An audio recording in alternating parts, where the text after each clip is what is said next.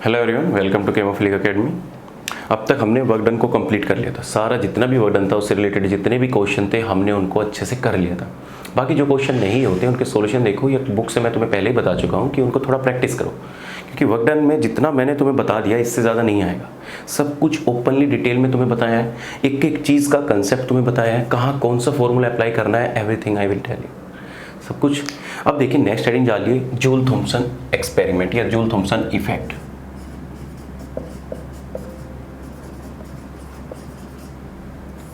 Joule Thomson effect या experiment कुछ भी डाल सकते हो, डजंट मैटर।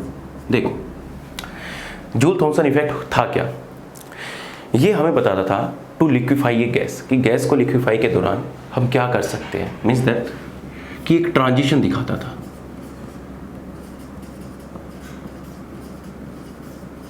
देखो मेरी बात सुन लो, जूल थॉमसन एक्सपेरिमेंट करने की जरूरत क्या पड़ी। एक्चुअल में जब हम किसी गैस को हाई प्रेशर रीजन से लोअर प्रेशर रीजन पे लाते हैं एडियाबैटिकली, मतलब कभी भी हम किसी गैस को एक्सपेंड कर रहे हैं हाई प्रेशर से, जब तुम किसी गैस को लोअर रीजन पे लेके जाओगे, मीन्स दैट कि अगर तुम्हारे पास कोई गैस हाई प्रेशर पर बैठी है और उसको तुम लो प्रेशर पर लेकर जाओगे, तो बेसिकली ये एक एक्सपेंशन ही हुआ। अगर मैं इस एक्सपेंशन को एडियाबैटिकली करूं,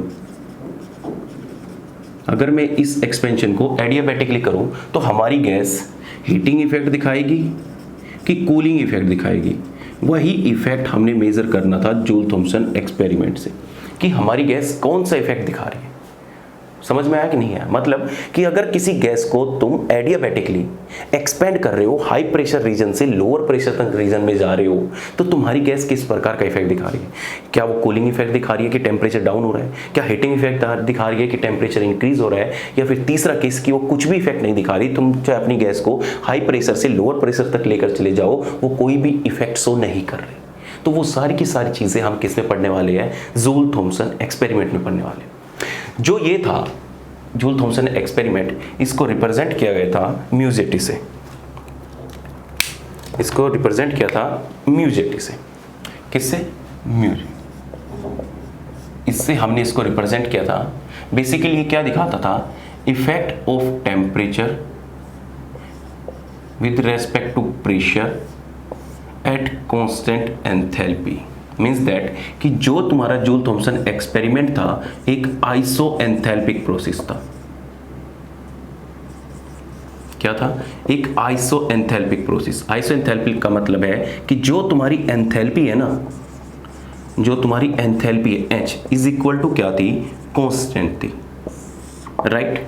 अब देखो मैं एक्सपेरिमेंट करने जा रहा हूं कि अगर तुम्हारा, देखो ये चीजें लिख लेना कि हम जो जूल थॉमसन इफेक्ट में पढ़ते हैं वो गैस को एडियाबैटिकली एक्सपेंड करते हैं, एडियाबैटिकली एक्सपेंशन दिखाते हैं, और हाई प्रेशर रीजन से गैस को लोअर प्रेशर रीजन तक लेके जाते हैं। हाई प्रेशर रीजन से लेकर गैस को कहां पे जाते हैं, लोअर रीजन में जाते हैं, या लो प्रेशर तक हम उसको एक्सपेंड करते हैं, राइट। इतनी बात लिख लोगे। अब सुनिए दूसरी बात, मैंने क्या बोला कि तुम्हारा प्रोसेस आइसो एंथैल्पिक है, ये हमें कैसे पता लगा, राइट। जो del change in temperature with respect to pressure isoenthalpic पे देखा जाता है, वही तुम्हारा जूल थॉमसन इफेक्ट है। बेसिकली हम क्या कर रहे हैं, प्रेशर की रेस्पेक्ट में प्रेशर को चेंज कर रहे हैं हाई प्रेशर रीजन से, तो उसकी रेस्पेक्ट में तुम्हारा टेम्परेचर कैसे चेंज हो रहा है, वही हमें बेसिकली स्टडी करना है। अब देखिए मैंने क्या बोला कि तुम्हें पता है कि first law of thermodynamics del U is equal to Q plus के डब्ल्यू होता है। जब तुम्हारा प्रोसेस एडियाबैटिकली है तो Q इज इक्वल टू 0 हो गया, और जब Q इक्वल टू डब्ल्यू 0 हो गया तो del U equal to W आ गया, राइट और रॉन्ग। तो मैं डेल यू को लिख सकता हूं, डेल यू को क्या लिख सकता हूं कि U2 माइनस के U1, मतलब चेंज इन इंटरनल एनर्जी अगर मैं दो प्रोसेस में ले रहा हूं हाई से लो तक, तो इक्वल टू माइनस के कर सकता हूं P2 V2 माइनस के P1 V1। बोलो कर सकता हूं कि नहीं। तो हमारा change in internal energy U कितना आ जाएगा, P2 V2 is equal to कितना आ जाएगा, U1 प्लस के P1 V1। इसका एंथैल्पी क्या होती है, enthalpy is equal to U plus के PV होती है कि नहीं होती, ये सारी बातें बता चुका हूँ, बार बार रिपीट करने की जरूरत नहीं है। तो ये तुम्हारा क्या आ जाएगा, enthalpy H2 is equal to enthalpy H1, अगर मैं इसको लिखना चाहूँ तो मैं लिख सकता हूँ H2 माइनस के H1 इज इक्वल टू 0, और मैं इसको लिखना चाहूँ तो del H is equal to 0 लिख सकता हूँ कि नहीं। मीन्स दैट कि अगर तुम किसी गैस को एडियाबैटिकली एक्सपेंड कर रहे हो तो वो क्या कहलाता है, आइसोएंथैल्पिक प्रोसेस। लेकिन किस में, सिर्फ जूल थॉमसन एक्सपेरिमेंट में। क्लियर है। अब देखिए सेकेंड पॉइंट कि तुम्हें पता है कि जो एंथैल्पी होती है वो टेम्परेचर एंड प्रेशर का फंक्शन होती है। जो भी बातें मैं तुम्हें बताता हूँ एक एक बात लिख लिया करो, फिर तुम्हें थर्मोडायनेमिक्स में कोई प्रॉब्लम नहीं आएगी। ये मत सोचो कि नोट्स इतने भर रहे हैं, तुम्हारे पेज इतने फिल हो रहे हैं, कोई फर्क नहीं पड़ता। सब कुछ तुम्हारे नोट्स से होगा, सब कुछ। कुछ भी तुम्हारे नोट्स से इधर उधर हो जाए तो मुझे मैसेज कर देना कि सर आपने हमें पागल बनाया, झूठ बोला। देखो तुम्हें पता है कि जो एंथैल्पी होती है वो फंक्शन होती है टेम्परेचर एंड प्रेशर का। अगर मैं इसका एग्जैक्ट फंक्शन लिखने चाहूँ तो डी एच इक्वल टू क्या कर सकता हूँ, del H with respect to temperature at constant pressure into D T लिख सकता हूँ। अरे ऐसे तो लिखते थे एग्जैक्ट। इक्वल टू क्या कर सकता हूँ, del H with respect to pressure at constant temperature into D P कर सकता हूँ कि नहीं कर सकता। और तुम्हें पता है कि जो तुम्हारा प्रोसेस है वो आइसोएंथैल्पिक है तो ये जीरो हो जाएगा। तो जीरो इज इक्वल टू कितना हो जाएगा, del H by del T at constant pressure. कुछ याद आ रहा है क्या होता है, अरे कुछ याद आ रहा है कि क्या होता है, change in enthalpy with respect to temperature at constant pressure क्या होता है, याद करो, Cp। तो ये कितना हो गया, Cp dt प्लस के del H del P at constant temperature into क्या हो गया, dp हो गया, राइट। अब देखिए अगर मैं इस वैल्यू को इधर ले जाता हूँ तो ये पे कितना आ जाएगा, माइनस के del H del P at constant temperature into क्या आ जाएगा, dp is equal to Cp dt आ जाएगा, राइट और रॉन्ग। अब देखो मुझे निकालना क्या है, basically change in temperature with respect to pressure निकालना है। तो हमारा कितना हो जाएगा, dt with respect to pressure at isoenthalpic process is equal to हो जाएगा माइनस के 1/Cp into del H by del P at constant temperature. बोलो यस और नो। अरे आ गया कि नहीं आ गया। और मैंने तुम्हें बताया था कि change in temperature with respect to pressure as isoenthalpic process is equal to होता है म्यू जे टी। बोलो पॉइंट क्लियर है, तीनों की तीनों चीजें। अरे क्लियर है क्या, देखो ध्यान से, कुछ नहीं किया, सिर्फ एंथैल्पी को प्रेशर और टेम्परेचर का फंक्शन होती है। तुम्हें पता है इंटरनल एनर्जी वॉल्यूम और टेम्परेचर का फंक्शन होती है, एंथैल्पी तुम्हारी टेम्परेचर एंड प्रेशर का फंक्शन होती है। बस इसका एग्जैक्ट डिफरेंशियल फॉर्म में लिखा और मैंने इस एक्सप्रेशन से निकाला कि हमारा म्यूजेटी किसके इक्वल हो सकता है। तो तुम्हारा म्यूजेटी किसके आ गया, माइनस के 1/Cp del H by del P at constant temperature. अब यहाँ से केस बनते हैं। बेसिकली अगर मैं इस इक्वेशन को सोल्व कर दूं, इस इक्वेशन में Cp तो हमारा कांस्टेंट हो गया भाई, Cp जो भी होगी वैल्यू मोनो एटॉमिक गैस या डायटोमिक गैस वो तुम उससे निकाल लोगे। मेन है कि ये पॉइंट कि del H by del P at constant temperature कितना होता है। अब तुम्हारे केस दो आते हैं, अब तुम्हें बोलना है जितना मैंने पढ़ा दिया। Case number first, case first अगर मैं तुमसे पूछूं कि आइडियल गैस के लिए del H with respect to pressure at constant temperature कितना होगा, बताइए। अरे बोलो कितना होगा। अरे del H with respect to pressure at constant ideal gas के लिए कितना होगा, जीरो होगा कि नहीं होगा, बताया था कि नहीं बताया था। तो तुम्हारा इसके लिए mu J T is equal to minus के 1/Cp del H by del P at constant temperature. ये फंक्शन क्या हो गया, जीरो हो गया। तो जब तुम्हारा म्यू जे टी है वो भी आइडियल गैस के लिए जीरो हो गया, राइट और रॉन्ग। इसका मतलब क्या है, जब म्यू जे टी तुम्हारा जीरो हो गया तो तुम्हारा क्या था, del T with respect to pressure it is equal to zero. तो तुम्हारा अगर मैं इसको लिखना चाहूँ del T equal to zero लिख सकता हूँ, और डेल टी जीरो को मैं लिख सकता हूँ कि T2 माइनस के T1 इक्वल टू जीरो। तो मैं लिख सकता हूँ कि T2 is equal to T1। Means that कि कोई भी अगर तुम्हारी आइडियल गैस है, अगर उसको तुम हाई प्रेशर रीजन से लोअर प्रेशर रीजन पर लेकर जा रहे हो तो वो कोई भी इफेक्ट शो नहीं करती। उसका जो इनिशियल टेम्परेचर था और उसका जो फाइनल टेम्परेचर था वो दोनों के दोनों क्या रहेंगे, इक्वल रहेंगे। इसका मतलब क्या हो गया कि जो तुम्हारा इनिशियल टेम्परेचर था, अरे जो तुम्हारा इनिशियल टेम्परेचर था वो किसके इक्वल हो जाएगा, फाइनल टेम्परेचर के इक्वल हो जाएगा। इससे यही तो प्रूफ पता लगा हमें। बोलो यस और नो, बोल दो, अब गुस्सा मत दिलाओ। क्लियर है कि बात नहीं है, क्लियर है। अब देखो आगे, ये थी तुम्हारी कहानी आइडियल गैस के लिए। अगर मैं तुमसे पूछने लगूं कि वैन डर वाल गैस के लिए तुम्हारा एक्सप्रेशन क्या होगा तो तुम कैसे बताइए। ये था आइडियल गैस के लिए, तो इसमें हमें कोई भी इफेक्ट देखने को नहीं मिला। मतलब जब तुम्हारा इनिशियल और फाइनल टेम्परेचर दोनों के दोनों सेम हो गए तो कोई भी इफेक्ट से देखने को नहीं मिला, ना ही हीटिंग इफेक्ट और ना ही तुम्हारा कूलिंग इफेक्ट देखने को मिला। लेकिन जब तुम्हारी वैन डर वाल गैस की बात की जाती है तो वैन डर वाल गैस के लिए, फॉर वैन डर वाल गैस केस सेकंड,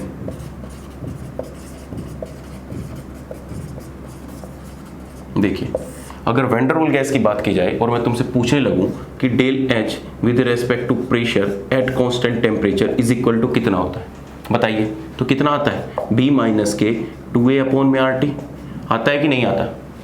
अरे बी माइनस के 2a अपॉन में आर टी आता है कि नहीं आता? अब देखो तो मैं क्या लिख सकता हूँ कि mu J T is equal to minus के 1/cp इंटू बी माइनस के 2a अपॉन में आर टी लिख सकता हूँ कि नहीं लिख सकता? तो तुम्हारा mu J T is equal to कितना हो जाएगा, अगर माइनस को अंदर ले जाऊँ तो 1 अपॉन में cp इंटू 2a अपॉन में आर टी माइनस के b हो जाएगा कि नहीं हो जाएगा? तो तुम्हारे वैन डर वाल गैस के लिए जो जूल थॉम्पसन इफेक्ट है वो 0 नहीं आया। इसका मतलब कि जो तुम्हारी हीटिंग होगी और जो तुम्हारी कूलिंग होगी वो तुम्हें कहाँ से पता लगेगी, वैन डर वाल गैस से। मतलब अब कुछ भी हो सकता है। अब देखो म्यू जे टी तुम्हारा पॉजिटिव भी हो सकता है और म्यू जे टी तुम्हारा नेगेटिव भी हो सकता है। अब पॉजिटिव नेगेटिव पे कैसे हमें पता करना है कि कौन सा हीटिंग इफेक्ट शो कर रहा है और कौन सा कूलिंग इफेक्ट शो कर रहा है, वो हमें कौन बताएगी, ये इक्वेशन बताएगी। बोलो पॉइंट क्लियर है अभी तक? अरे पॉइंट क्लियर है कि नहीं है? चलिए आगे बढ़ते हैं। एक होता है कंसेप्ट ऑफ इन्वर्जन टेम्परेचर। तुमने बहुत सारे टेम्परेचर सुने हैं, Boyle temperature, TC, critical temperature. एक होता है इन्वर्जन टेम्परेचर। इन्वर्जन टेम्परेचर वो टेम्परेचर होता है जिस टेम्परेचर पर तुम्हारी रियल गैस आइडियली बिहेव करती है।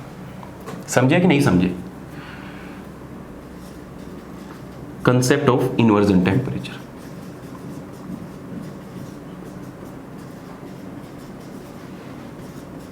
Concept of inversion temperature. देखो मैंने क्या बोला कि वो टेम्परेचर जिस टेम्परेचर पर तुम्हारी रियल गैस जो होती है वो तुम्हारी आइडियली बिहेव करती है। क्या करेगी? आइडियली बिहेव करेगी, उसी को बोलेंगे हम इन्वर्जन टेम्परेचर, और जिसको डिनोट किया जाता है टीआई से। राइट और रॉन्ग? अब तुम्हारा इन्वर्जन टेम्परेचर आइडियली बिहेव कैसे करेगा, मतलब कि जो ये तुम्हारा पोर्शन आया है ये तुम्हारा रियल गैस के लिए आया है और आइडियल गैस के लिए तुमने अभी निकाला कि mu J T is equal to 0 होता है। अगर मैं mu J T equal to 0 रख देता हूं इस इक्वेशन में तो हमारी रियल गैस है वो आइडियली बिहेव करने लग जाएगी। अरे ये सर नो, करने लग जाएगी कि नहीं करने लग जाएगी? मैंने क्या निकाला कि आइडियल गैस के लिए म्यू जे टी 0 होता है, लेकिन रियल गैस के लिए म्यू जे टी आया है ये। अगर मैं इस वैल्यू में mu J T equal to 0 कर दूंगा तो मेरी रियल गैस वो आइडियली बिहेव करने लग जाएगी। राइट और रॉन्ग? तो मैं क्या कर देता हूँ, mu J T is equal to 0 लिख देता हूँ, तो हमारा कितना आ जाएगा, 1 अपॉन में cp, 2a अपॉन में RT माइनस के b इज इक्वल टू कितना हो गया 0, cp उधर गया तो कितना आ जाएगा 0, तो 2a अपॉन में RT माइनस के b इक्वल टू क्या आ गया 0, तो 2a अपॉन में RT इज इक्वल टू कितना आ गया b। तो मैं इसको क्या लिख सकता हूँ कि 2a अपॉन में RB इज इक्वल टू क्या लिख सकता हूँ T। जिस टेम्परेचर पर ये जो वैल्यू आती है इसी को बोलते हैं हम इन्वर्जन टेम्परेचर। पॉइंट क्लियर है कि नहीं है? तो तुम्हारा inversion temperature is equal to कितना आ चुका है कि Ti is equal to 2a upon में RB। This is your inversion temperature. बोलो पॉइंट क्लियर है कि नहीं है? अरे कुछ नहीं किया, सिंपल सा मुझे कंसेप्ट बताना था इन्वर्जन टेम्परेचर का। अब तुम्हें इन्वर्जन टेम्परेचर पता होना चाहिए उसके लिए। इन्वर्जन टेम्परेचर क्या होता है? The temperature at which real gas behaves ideally. अब आइडियली का पता कैसे लगा कि आइडियल के लिए म्यू जे टी 0 होता है, तो मेरे लिए जो भाई उसमें तो mu J T equal to 0 ही आ गया, तो जो तुम्हारी रियल गैस थी उसमें मैंने mu J T equal to 0 put कर दिया। जैसे ही 0 पुट करूंगा तो जो तुम्हारा टेम्परेचर टी था वो भी टी आई में कन्वर्ट हो जाएगा कि नहीं? तो जो हमारा टेम्परेचर है वो किस में कन्वर्ट हो जाएगा, टी आई में। राइट और रॉन्ग? बोलो। क्योंकि इसी टेम्परेचर पर वो गैस क्या कर रही है, आइडियली बिहेव कर रही है। तो Ti इज इक्वल टू कितना आ गया 2a बाई RB। यहां तक पॉइंट क्लियर है म्यू जे टी के लिए? अब देखो, अब पढ़ते हैं हम case of heating and cooling. Next heading डालो, case of heating and cooling. और तुम्हें यह भी पता है कि case of heating and cooling किसके लिए आएगा, वैन डर वाल गैस के लिए, क्योंकि आइडियल गैस के लिए तो तुम्हारा म्यू जे टी 0 आ चुका है।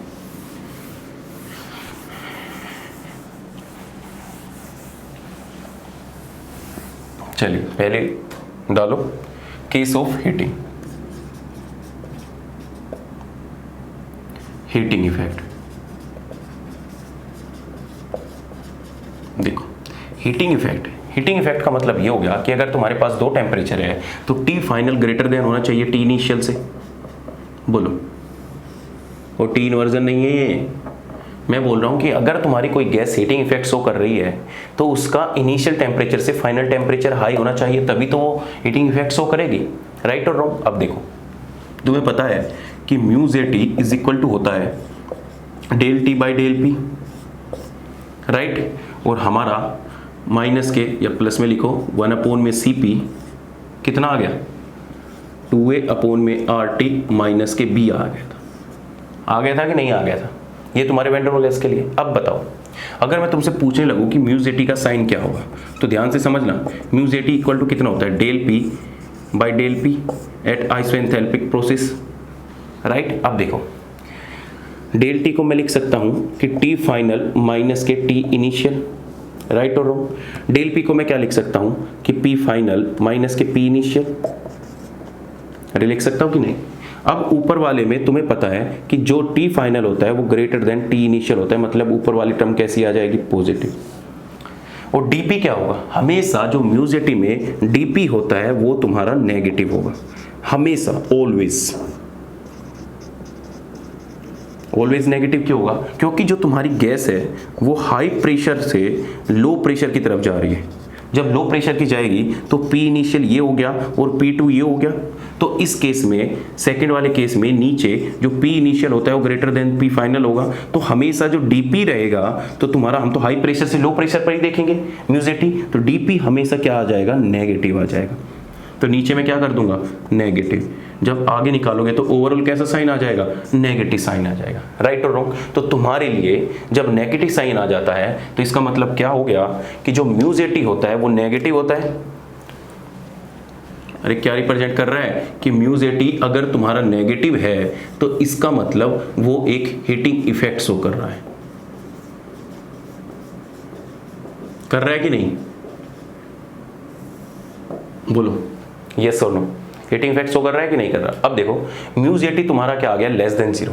अगर इस वैल्यू में मैं mu J T less than 0 कर देता हूं तो म्यू जे टी कितना आ चुका है, लेस देन 0। राइट और रॉन्ग? अब देखो ध्यान से, तो मैं क्या कर सकता हूं कि 1 में सी पी 2a में आर टी माइनस के बी लेस देन कितना आ चुका है, 0। तो मैं क्या कर सकता हूं, 2a में आर टी माइनस के बी लेस देन क्या कर सकता हूं, सी पी, मतलब ओवरऑल चला जाएगा तो इधर क्या हो जाएगा, 0।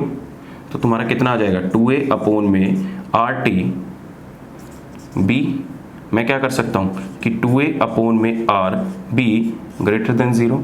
और ये टेम्परेचर कौन सा होता है, टी इनिशियल, तो ये कितना आ जाएगा, टी इनिशियल, और ये टेम्परेचर टी। राइट और रॉन्ग? तो जो तुम्हारा टी इनिशियल है, मतलब टी इनिशियल नहीं, टी इन्वर्जन, 2ARB को क्या लिखते हैं, टी इन्वर्जन लिखते हैं कि नहीं लिखते? तो जो तुम्हारा इन्वर्जन टेम्परेचर है वो टी से क्या होगा, लेस देन होगा। तो तुम्हारा हीटिंग इफेक्ट में mu J T equal to 0 आ गया, और जो तुम्हारा इन्वर्जन टेम्परेचर है वो लेस देन आ चुका है टी से। बोलो, पॉइंट क्लियर है कि नहीं है? अरे तुम्हारे पास एक टेम्परेचर है, ये देखो ये टेम्परेचर है। अगर इसमें म्यू जे टी इनिशियली तुम्हारा टेम्परेचर टी था, लेकिन जैसे ही कोई गैस हीटिंग इफेक्ट शो करने लगेगी तो उसके लिए इन्वर्जन टेम्परेचर क्या होना चाहिए, लेस देन टी होना चाहिए, तभी वो तुम्हारा हीटिंग इफेक्ट शो करेगी। मीन्स दैट कि अगर तुमसे पूछने लगे कि दो टेम्परेचर है टी और एक टी आई, और पूछ रहा है कि हीटिंग इफेक्ट कब शो करेगा, तो उसमें बोल देना कि T inversion less than T होना चाहिए, तभी हमारी गैस हीटिंग इफेक्ट शो करेगी, अदरवाइज वो नहीं करेगी। पॉइंट क्लियर है? इतनी इंफॉर्मेशन काफ़ी है। अरे समझ में आया कि कैसे निकाला? कुछ नहीं किया, mu J T less than 0 किया, इसको अरेंज किया, टी आई अपॉन में 2b equal to T I बन जाता है टी आई, तो ये कितना आ गया, लेस देन 0। अगर मैं टेम्परेचर के साथ कंपेयर करूं तो टेम्परेचर कुछ ना कुछ तो प्लस में होगा कि नहीं होगा? तो टी लेस देन कितना आ गया, टी आई, और टी आई क्या है यहाँ पे, इन्वर्जन टेम्परेचर। अरे ये टर्म इन्वर्जन टेम्परेचर को तो डिनोट करती है, बस सिंपल है। तो ये केस क्या था तुम्हारा, हीटिंग का केस। अब बात करते हैं कूलिंग के केस में, ठीक है? अब देखो कूलिंग का केस क्या होता है।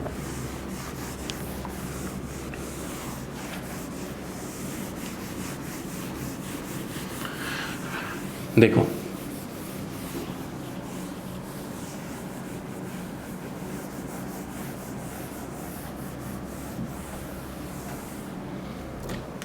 कूलिंग का केस देखो, कूलिंग इफेक्ट,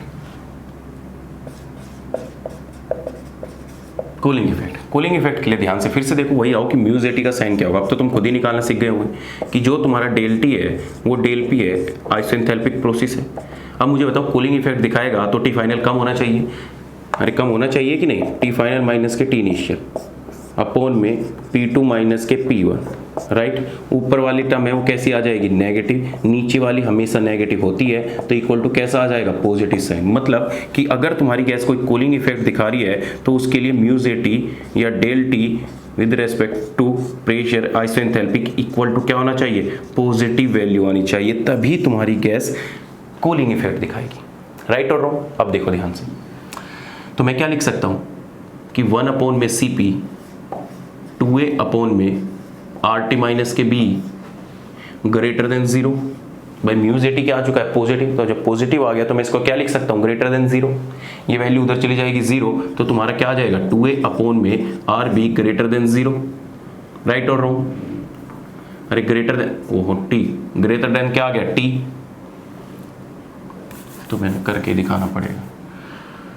सुनो, 2a अपॉन में RT माइनस के B greater than 0, 2a upon में RT greater than B, 2a upon में RB greater than T, 2a upon में RB किसको डिनोट करता है, इन्वर्जन टेम्परेचर को, तो Ti ग्रेटर देन क्या हो गया, T हो गया कि नहीं हो गया, बोलो यस और नो। तो तुम्हारा इन्वर्जन टेम्परेचर है वो ग्रेटर आ गया T से कि नहीं आया, पीछे वाले भी सेम कहानी थी। तो ये जो inversion temperature greater than T से हो गया तो ये क्या दिखा रहा है, कूलिंग इफेक्ट दिखा रहा है। कैसा इफेक्ट दिखा रहा है, कूलिंग इफेक्ट दिखा रहा है, राइट और रॉन्ग, बोलो बोल दो यार, ऐसे मत करो, दिखा रहा है कूलिंग इफेक्ट। तो तुम्हारे लिए जब तुम्हें कभी कोई गैस कूलिंग इफेक्ट दिखाएगी तो उसके लिए म्यू जेटी पॉजिटिव होगा एंड जो Ti होगा वो ग्रेटर देन क्या होगा, T होगा। इतनी इंफॉर्मेशन तुम्हें पता होनी चाहिए। अब नो इफेक्ट का भी एक केस आता है। नो इफेक्ट बताओ कब दिखाएगी, बोल दो, अब तो इतनी चीज़ें तुम सीख चुके हो, अब तो बोल सकते हो। म्यू जेटी कब दिखाएगी, म्यू जेटी तब दिखाएगी कि जब तुम्हारा इन्वर्जन टेम्परेचर और फाइनल टेम्परेचर दोनों के दोनों इक्वल हो जाए। कैसे, आओ प्रूव करते हैं। तुम्हें पता है, अब मैं थर्ड केस पढ़ा रहा हूँ, no heating effect no cooling effect. Case third, no heating effect no cooling effect, no heating effect no cooling effect. देखो ध्यान से, जब तुम्हारा कोई हीटिंग इफेक्ट और कोई कूलिंग इफेक्ट नहीं हो रहा तो इसका मतलब ये है कि जो T फाइनल है और T इनिशियल है दोनों के दोनों इक्वल है, तभी तो होगा। तो तुम्हारे क्या हो जाएगा कि mu JT is equal to हो जाएगा 0। मतलब कि अगर तुम्हारा mu JT is equal to 0 हो जाए तो उस पर कोई भी इफेक्ट नहीं होगा। ये तो मैं पहले ही बता चुका हूँ आइडियल के केस में। और ऐसा केस कब होता है, आइडियल का। तो तुम्हारे लिए क्या हो जाएगा कि mu JT is equal to 0, 1 upon में Cp 2a अपॉन में RT माइनस के B, राइट और रॉन्ग। Cp को इधर ले जाओगे 0 तो हमारा कितना आ जाएगा, B is equal to 2a upon में RT आ जाएगा कि नहीं आ जाएगा, यस। तो तुम्हारा कितना हो जाएगा कि 2a अपॉन में RB is equal to T हो जाएगा। 2a अपॉन में RB किसको रिप्रेजेंट करते हैं, इन्वर्जन टेम्परेचर को, और ये क्या हो गया T। मीन्स दैट कि जब तुम्हारी गैस कोई भी हीटिंग इफेक्ट और कूलिंग इफेक्ट नहीं दिखाएगी तो तुम्हारा इन्वर्जन टेम्परेचर एंड ये फाइनल टेम्परेचर दोनों के दोनों क्या होंगे, इक्वल होंगे। क्लियर है। म्यू जेटी में जो क्वेश्चन आते हैं यही पूछे जाते हैं कि कब हीटिंग इफेक्ट दिखाती है, इन्वर्जन टेम्परेचर के साथ रिलेशन क्या है, कब वो कूलिंग इफेक्ट दिखाएगी, म्यू जेटी पॉजिटिव होगा कि नेगेटिव होगा, ये सारी चीज़ें ही तुमसे पूछी जाती है। इससे अलग तुमसे कुछ नहीं पूछा जाता, राइट। अब देखो, अगर मैं इसकी ओवरऑल एक टेबल बना दूं कि कब हीटिंग इफेक्ट दिखाएगी, कब कूलिंग इफेक्ट दिखाएगी, तो सारी चीज़ें क्लियर हो जाएगी। अरे ये तो प्रूव कर दिया। एक छोटी सी टेबल बना लो समरी फॉर्म में। चलिए मैं बनवा देता हूँ।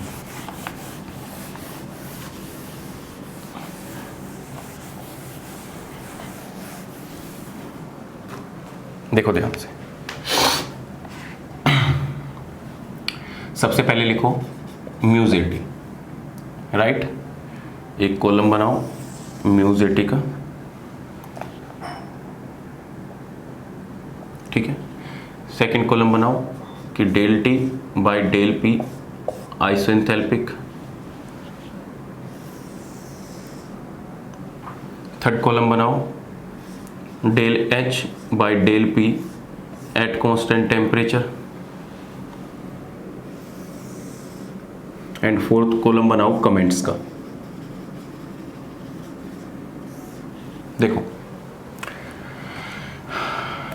तुम्हें पता है कि mu J T is equal to होता है 1 में सी पी 2a में आर टी माइनस के बी, राइट और रॉन्ग?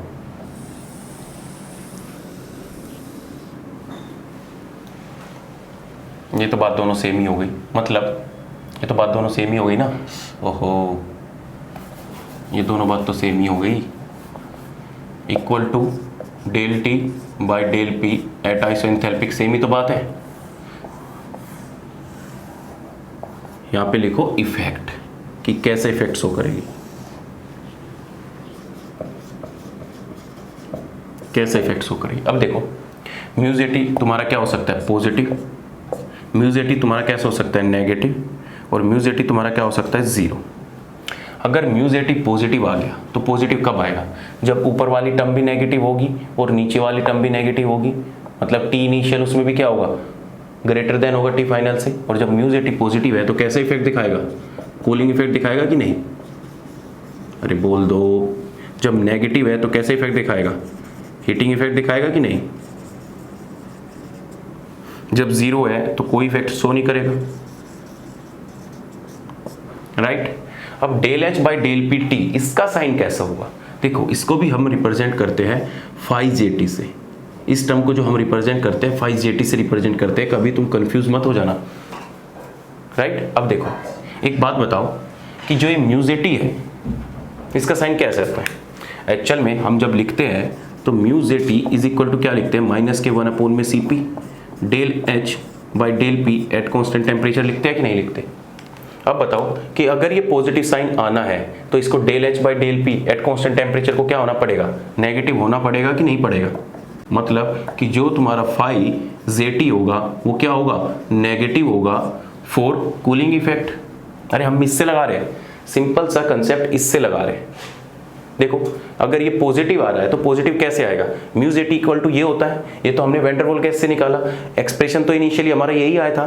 तो तुम्हें कभी कभी क्वेश्चन में ये भी लिखना मिल जाएगा कि mu JT is equal to minus के 1 बाई सी पी, और ये फाई जेटी भी लिखा हुआ मिल सकता है। तो इसे घबराने की जरूरत नहीं है कि जो ये फाई जेटी है वो del H by del P at constant temperature को रिप्रेजेंट कर रहा है, राइट। तो ये कैसा हो जाएगा, नेगेटिव साइन।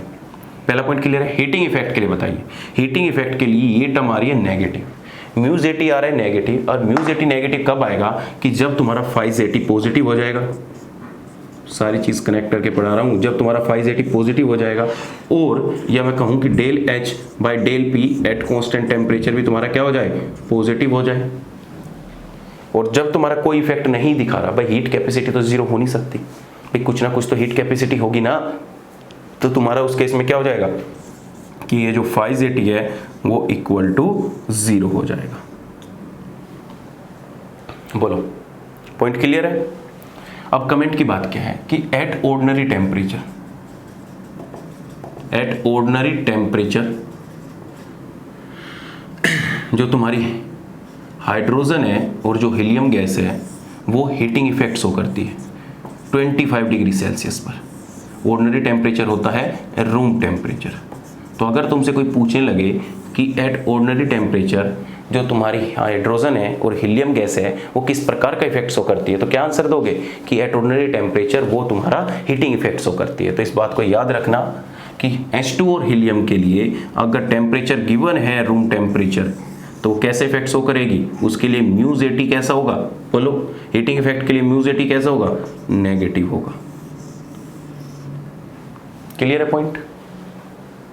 और ये तुम्हारा आइडियल का केस आ ही जाता है कि इस टेम्परेचर पे जब तुम्हारा कोई इफेक्ट शो नहीं होता कि जो तुम्हारी रियल गैस है वो तुम्हारी आइडियली बिहेव कर रही है। इन्वर्जन टेम्परेचर, इन्वर्जन टेम्परेचर देख लो,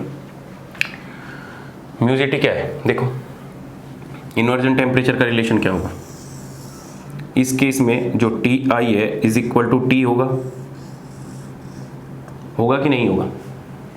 जब तुम्हारा कूलिंग इफेक्ट आएगा तो कूलिंग इफेक्ट के लिए T inversion greater than T होगा, और जब तुम्हारा हीटिंग इफेक्ट आएगा तो T inversion less than T होगा। बस ये टेबल तुम्हें याद रह गई तो छुट्टी। तुम्हारे जितने भी जूल थॉमसन एक्सपेरिमेंट थे, जितने भी उससे रिलेटेड क्वेश्चन थे, वो सारे के सारे क्वेश्चन तुम इजीली कर सकते हो। चलिए नोट करिए, न्यूमेरिकल बताता हूँ इससे। अगर कोई न्यूमेरिकल आता है तो किस टाइप से तुम्हें न्यूमेरिकल पूछा जाएगा।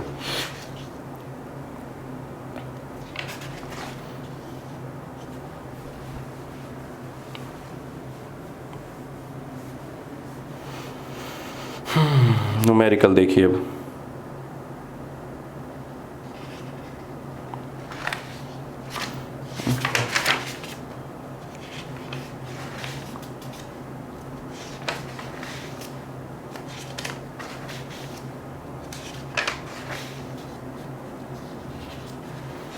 चलिए क्वेश्चन लिखिए।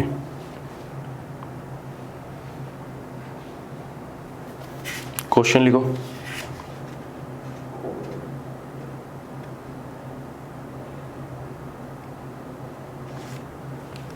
ठीक है, अच्छा और कुछ पूछ सकता है? हाँ देखो, ये तो मैं तुम्हें बता दिया कि ऑर्डिनरी टेम्परेचर पर क्या इफेक्ट्स हो कर रहे हैं, हीटिंग इफेक्ट्स हो कर रहे हैं। अगर तुम्हें लो टेम्परेचर की बात कर दे कि H2 हीलियम, ये तो नोन है यार, ये बस मैं बताना नहीं चाहता, ये तो तुम्हें खुद से आइडिया हो जाना चाहिए कि जब ऑर्डिनरी टेम्परेचर रूम टेम्परेचर पर ये हीटिंग इफेक्ट्स हो करता है तो एट लो टेम्परेचर पर कैसे इफेक्ट्स हो करेगा, बताओ।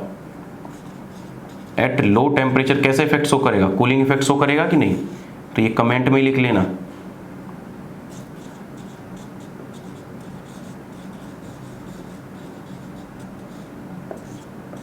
चलिए न्यूमेरिकल लिखिए।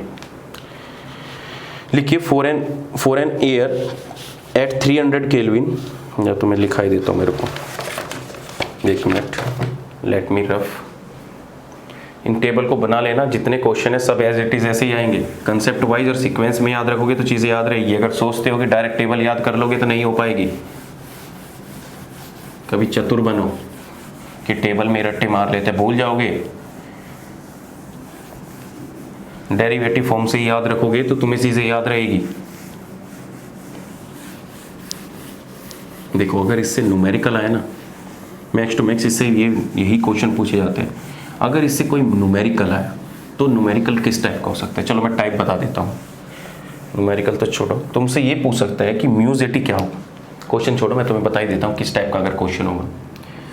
क्वेश्चन ये हो सकता है कि तुम्हें पता है कि म्यूजेटी इज इक्वल टू होता है change in pressure with respect, change in temperature with respect to pressure at isoenthalpic process, right. Is equal to होता है माइनस के 1/Cp del H by del P at constant temperature, यही तो होता है। अब देखो वो कभी कभी तुम्हें क्या दे देगा, इस फॉर्म से न्यूमेरिकल पूछ लेगा। इस फॉर्म से कैसे पूछ लेगा कि तुम्हें बोल देगा कि T2 तुम्हारा 300 डिग्री सेल्सियस है और T1 तुम्हारा लेट सपोज कि 200 डिग्री सेल्सियस है, ठीक है। P2 बोल देगा कि 5 ATM है और P1 बोल देगा कि 2 ATM है। भाई हमेशा जो P2/P1 होगा, P2 मतलब हाई प्रेशर रीजन से लो प्रेशर रीजन तक जा रहा है। हाई प्रेशर 5 और 2 करो कि 5 है और 2, तो ये क्या हो गया, इनिशियल हो गया। तो हम कहाँ से जाएंगे, हाई प्रेशर रीजन से लो प्रेशर रीजन पे जाएंगे। ध्यान रखना हमेशा जो प्रेशर मिलेगा P1 5 ATM मिलेगा या P1 ग्रेटर देन P2 ही मिलेगा हमेशा क्वेश्चन में, राइट। अब देखो तुमसे पूछ ले कि म्यूजेटी क्या होगा, तो निकाल दो म्यूजेटी में क्या आफत आ रही है। 300 डिग्री सेल्सियस है, अब केल्विन में कन्वर्ट करोगे क्या? अरे T2 माइनस T1 को चाहे तुम सेल्सियस में लिख लो या केल्विन में लिख लो, दोनों का डिफरेंस तो सेम ही आएगा। अपोन में कितना आ जाएगा, P2 माइनस के P1 इज इक्वल टू कितना हो जाएगा, देखो 300 डिग्री सेल्सियस माइनस के 200 डिग्री सेल्सियस अपोन में कितना आ जाएगा, P1/P2। तो P1/P2 कितना आ जाएगा, 5 ATM है, माइनस के 5 प्लस के 2। क्लियर है कि बात नहीं है? तो कितना आ जाएगा तुम्हारा 100 अपोन में 3 आ जाएगा। जब इसे कैंसिल आउट कर दोगे कोई वैल्यू आ जाएगी पॉजिटिव में, बोलो आएगी कि नहीं आएगी। इसकी यूनिट क्या होगी म्यूजेटी की, इसका क्या होगा टेम्परेचर केल्विन में, इसका क्या होगा एटीएम में। तो तुम्हारा म्यूजेटी जो भी वैल्यू आ जाएगी किस में आ जाएगी, केल्विन पर एटीएम में आ जाएगी।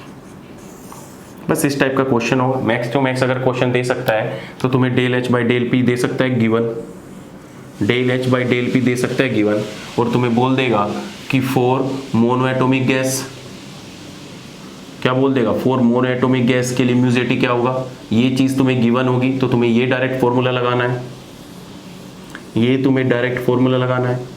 या तुम्हें कोई बोल दे कि H2 गैस के लिए बताओ, या तुम्हें कोई बोल दे हीलियम गैस के लिए बताओ, बस ये फॉर्मूला लगाना है। इनके लिए वो Cp गिवन नहीं देगा, क्योंकि तुम्हें नोन होना चाहिए कि Cp माइनस के Cv is equal to R होता है। तो सबसे पहले तुम्हें Cv निकालना है डिग्री ऑफ फ्रीडम से, जैसे ही डिग्री फ्रीडम से निकाल दोगे Cp की वैल्यू पुट कर दोगे, ठीक है।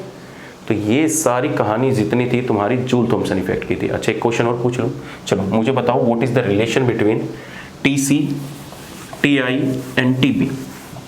ओहो अब तुम्हें ये भी बताना पड़ेगा Tc क्या होगा, Tb क्या होगा, Ti क्या होगा।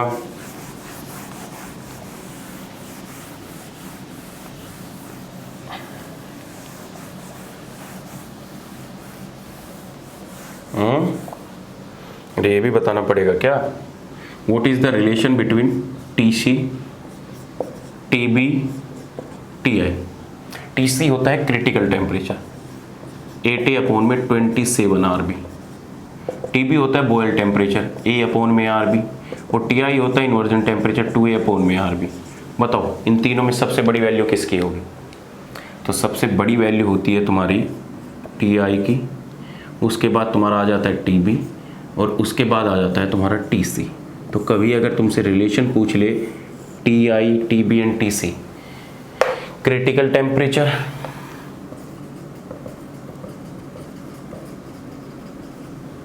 बॉयल्स टेम्परेचर, इन्वर्जन टेम्परेचर, इन तीनों के बीच में अगर रिलेशन पूछ सकता है तो इससे ज़्यादा तुमसे नहीं पूछे। क्लियर है पॉइंट। चलिए तो ये तुम्हारा है जूल थॉमसन इफेक्ट, खत्म होता है।